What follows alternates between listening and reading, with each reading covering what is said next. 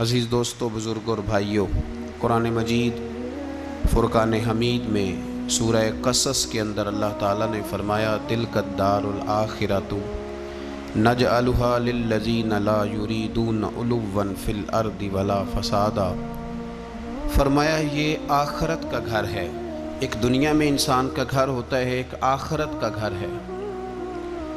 فرمایا یہ آخرت کا گھر ہم نے ان لوگوں کے لیے بنایا ہے جو زمین میں نہ تکبر چاہتے ہیں اور نہ فساد پھیلاتے ہیں۔ یہ آخرت کا گھر ہم نے ان لوگوں کے لیے بنایا ہے۔ اور فرمایا والعاقبۃ للمتقین، آخرت کی بھلائی پرہیزگاروں کے لیے، جو لوگ نہ تو تکبر چاہتے ہیں نہ فساد کرتے ہیں، جو متقی بن کے اللہ سے ڈر کے وقت گزارتے ہیں۔ یہ آخرت کا گھر ہم نے ان لوگوں کے لیے بنایا۔ نبی پاک صلی اللہ تعالیٰ علیہ وسلم نے لوگوں کے دلوں میں خوف خدا پیدا کیا، تو حضور علیہ السلام کے بعد بھی جو خلفائے راشدین ہوئے، حضرت ابوبکر صدیق سے لے کر امام حسن تک، حضرت ابوبکر صدیق، سیدنا عمر فاروق، عثمان غنی، مولا علی، اور حضرت علی کے بعد 6 مہینے تک حضرت امام حسن نے بھی خلافت کی۔ تو یہ سب لوگ اللہ سے ڈرنے والے تھے، پرہیزگار تھے۔ یہ وہی لوگ تھے جن لوگوں نے نہ تو اطراء زمین میں نہ تکبر کیا، نہ کوئی فساد کیا، وہی لوگ تھے۔ اس کے بعد پھر ملوکیت آ گئی، اسلام کے اندر بادشاہت آ گئی۔ حضرت امیر معاویہ رضی اللہ تعالیٰ عنہ پہلے بادشاہ ہیں اسلام کے، اور بعد میں جو لوگ ہوئے انہوں نے بادشاہت کی، خاندانوں کو نوازا، بڑے بڑے لوگوں کو وظیفے دیے، سیاسی چالیں بھی چلیں، بہت سارے جگہوں پہ فساد بھی ہوا، بڑے حالات خراب بھی ہوئے۔ لیکن اللہ تعالیٰ نے میرے نبی پاک علیہ السلام کے دین کو یہ کمال دیا ہے کہ یہ دین بھی موجود رہے گا اور اس پر ہمیشہ عمل کرنے والے بھی موجود رہیں گے۔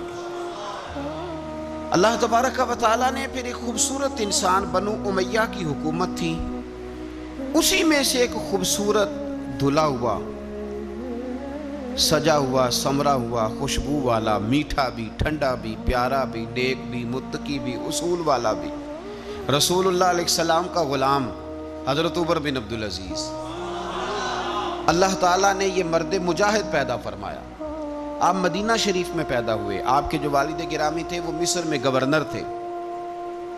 حضرت عمر بن عبدالعزیز رحمۃ اللہ تعالیٰ علیہ کی جو والدہ ہیں وہ حضرت عمر فاروق کی پوتی ہیں، تو آپ کی رگوں میں فاروقی خون بھی تھا۔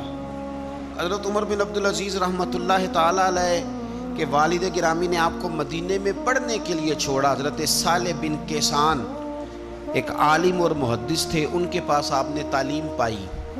اور جناب عمر بن عبدالعزیز رحمۃ اللہ تعالیٰ علیہ کے والد اگرچہ مصر میں تھے، لیکن آپ کو مدینہ میں رکھا، آپ نے مکمل تعلیم حاصل کی، علم حاصل کیا، چھوٹی سی عمر میں قرآن پاک کے حافظ بھی ہو گئے۔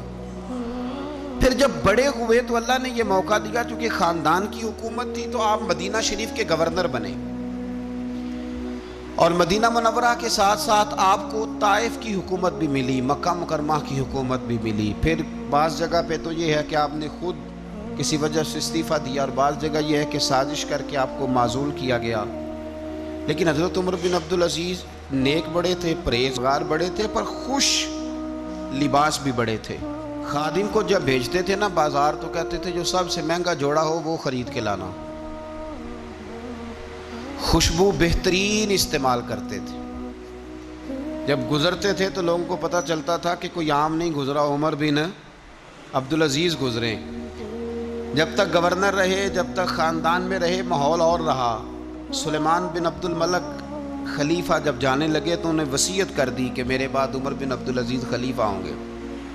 یہاں تو لوگوں کو عہدہ ملے تو لوگوں کی کیفیت بدل جاتی ہے نا، لیکن جب حضرت عمر بن عبدالعزیز کا اعلان ہوا تو رونے لگے، ایک کونے میں بیٹھ کے رونے لگے، فرمانے لگے مجھے امید نہیں تھی کہ وہ اتنا بڑا بوجھ میرے کندھوں پہ ڈال کے چلا جائے گا۔ اتنے سارے لوگوں کا بوجھ، اتنے سارے لوگوں کی آزمائش۔ خیر چونکہ وصیت تھی، آپ کی بیعت لی گئی۔ بیعت لینے کے بعد آپ ممبر پہ چڑھے، تو فرمایا لوگوں میں تمہیں آزاد کرتا ہوں، اگر تم میرے علاوہ کسی کو حکمران بنانا چاہو تو مجھے کوئی اعتراض نہیں ہے۔ لوگوں نے کہا نہیں، آپ ہی ہمارے حکمران ہوں گے۔ حضرت عمر بن عبدالعزیز دنیا اسلام کے اندر ایسی مثال ہیں، اچھی طرح سمجھ لیں کہ جب حالات اب نہیں اب تر ہو گئے تھے، بد نہیں بدترین ہو گئے تھے، اور بڑے بڑے لوگوں نے عجیب ماحول گھڑ لیے تھے، اس ماحول میں آئے، لمبی نہیں 2.5 سال حکومت کی صرف، لیکن لوگوں کو حضرت صدیق اکبر کی یاد آنے لگی، لوگوں کو سیدنا فاروق اعظم کیا۔ آپ کی جو بیوی تھی وہ بھی بادشاہ کی بیٹی تھی، بادشاہ کی بیوی بھی بن گئی۔ پہلے دن اپنی بیوی سے کہا کہ اب ہم بن گئے ہیں امیر، اب ہمارے ذمہ بہت ساری ذمہ داریاں ہیں، اب حالات اس طرح کے نہیں ہوں گے جس طرح کے پہلے ہوا کرتے تھے، اب تمہیں میرا ساتھ دینا ہے، اپنا سارا زیور دو، میں بیت المال میں جمع کرانا چاہتا ہوں۔ یہ بڑا مشکل کام ہوتا ہے کسی خاتون کے لیے، سارا مال وہاں جمع کرا دیا۔ پہلے دن ہی سارے کپڑے سپڑے حضرت عمر نے اپنے خیرات کر دیے، سادہ لباس پہن لیا، اور بڑی تھوڑی غذا گھر میں آتی تھی، بیت المال سے تھوڑا سا وظیفہ، جائیدادیں ساری دے دی اللہ کے راستے میں، غریبوں میں بانٹ دی۔ ایک دن گھر میں تشریف لائے تو بچیوں نے منہ پہ ہاتھ رکھ لیا۔ حضرت عمر بن عبدالعزیز بات کرتے ہیں تو بیٹیاں منہ چھپا لیتی ہیں، پتر کیا بات ہے، میرے منہ سے بدبو آ رہی ہے، منہ چھپاتی ہو؟ تو بچیاں خاموش ہوئیں۔ جب دوبارہ پوچھا تو کہنے لگے ابا جی جو آپ خرچہ دیتے ہیں نا اس میں 2 وقت روٹی نہیں پک سکتی، اور یارو میں آپ کو وقت کے امیر کی بات سنا رہا ہوں، یہ جو رکھ رکھاؤ میں نے اور آپ نے بنا لیا ہے تو خرچے اتنے بڑھا لیے کہ ہم الجھ گئے، ہم سے پورے نہیں ہوتے۔ لیکن جنہوں نے اولادوں کو سادہ رکھا، حالات قابو میں رکھنے میں کامیاب ہوئے، بچ گئے۔ میرے نبی کریم صلی اللہ علیہ وسلم نے فرمایا ضرورت کے مطابق جسے اللہ نے روزی دے دی وہ کامیاب ہو گیا، لیکن ہم بہت الجھ گئے، بہت دور نکل گئے۔ بیٹیوں نے منہ میں ہاتھ رکھا، پتر کیا بات ہے ابا جی، جتنے پیسے آپ لاتے ہیں 2 وقت کی روٹی نہیں پک سکتی، تو ہم نے پیاز سے روٹی کھائی ہے، منہ سے بدبو آ رہی ہے، تو اس لیے آپ کے سامنے منہ نہیں کھولا کہ آپ کو کراہت ہوگی۔ تو حضرت عمر بن عبدالعزیز آنکھوں میں آنسو تو آئے، پر کہنے لگے یا اللہ تیرا شکر ہے کہ جس جگہ میں اپنی اولاد کو کھڑا کرنا چاہتا تھا میری اولاد وہاں کھڑی ہو گئی ہے۔ یہ پیاز سے روٹی کھا کے بھی شکر ادا کرتی، پیاز سے روٹی کھا کے بھی۔ حضرت عمر بن عبدالعزیز نے اپنے گھر کے اندر عید والے دن بیٹیوں نے کہا ابا جی جوڑے پرانے ہیں، یارو ہو جاتا ہے، بس تھوڑا سا نا توجہ کی ضرورت ہے، ہو جاتا ہے، نئے کپڑے لینے ہیں۔ اب ایک گھر میں شادی ہوتی ہے تو اس گھر سے تعلق رکھنے والے ہر گھر میں شادی سمجھنے شروع ہو گئی، لاکھوں روپے کا مال صرف کپڑوں پہ، جوتوں پہ اور ان کے لوازمات پہ لگتا ہے۔ غربت کیسے ختم ہوگی، حالات کیسے ٹھیک ہوں گے، پردیس میں جانے والے واپس کیسے آئیں گے، کس طرح یہ ماحول ٹھیک ہوگا جب اخراجات اتنے بڑھا لیے جائیں۔ حضرت عمر بن عبدالعزیز رحمۃ اللہ علیہ کی بیٹیوں نے کہا عید پہ کپڑے لینے، ضد کی تو جناب عمر نے اپنے وزیر خزانہ کو خط لکھا، فرمایا 1 مہینے کی تنخواہ مجھے ایڈوانس دے دو، بیٹیوں کے کپڑے لینے ہیں۔ تو جب بادشاہ عمر بن عبدالعزیز جیسا ہو تو پھر وزیر بھی نیک ہی ہوتے ہیں، وزیر بھی نیک۔ تو وزیر کہنے لگا حضور کچھ باتیں آپ سے سیکھی ہیں، اگر اجازت دیں تو کر لوں۔ کہا جناب کرو۔ کہنے لگے آپ 1 مہینے کی تنخواہ ایڈوانس مانگ رہے ہیں، آپ 1 مہینے تک زندہ رہیں گے؟ یہ آپ سے سیکھی ہوئی باتیں۔ حضرت عمر بن عبدالعزیز کہنے لگے رب تیرا بھلا کرے، تو نے سوئے ہوئے عمر کو پھر سے جگا دیا۔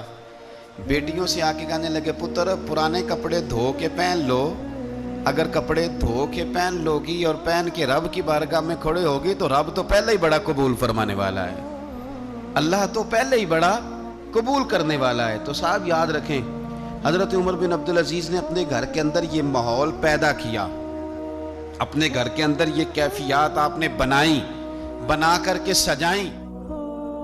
السلام علیکم دوستوں، ویلکم ٹو مائی یوٹیوب ایک آفیشیل چینل۔ ہمارے اس چینل کا بیسکلی موضوع یہ ہوتا ہے کہ ہم اسلامک جو مسائل ہیں اور واقعات ہیں وہ لوگوں تک پہنچائیں۔ تو آپ کو مزید ایسے واقعات اور اپنے مسائل کے حل کے لیے ویڈیو دیکھنے کے لیے ہمارے چینل کو سبسکرائب کر لیں، بیل آئیکن کو آن کر لیں اور کامنٹ میں اپنے مسائل کے متعلق آپ بتا سکتے ہیں جس کے بارے میں ہم اپنی ویڈیو نیکسٹ اپلوڈ کر سکتے ہیں۔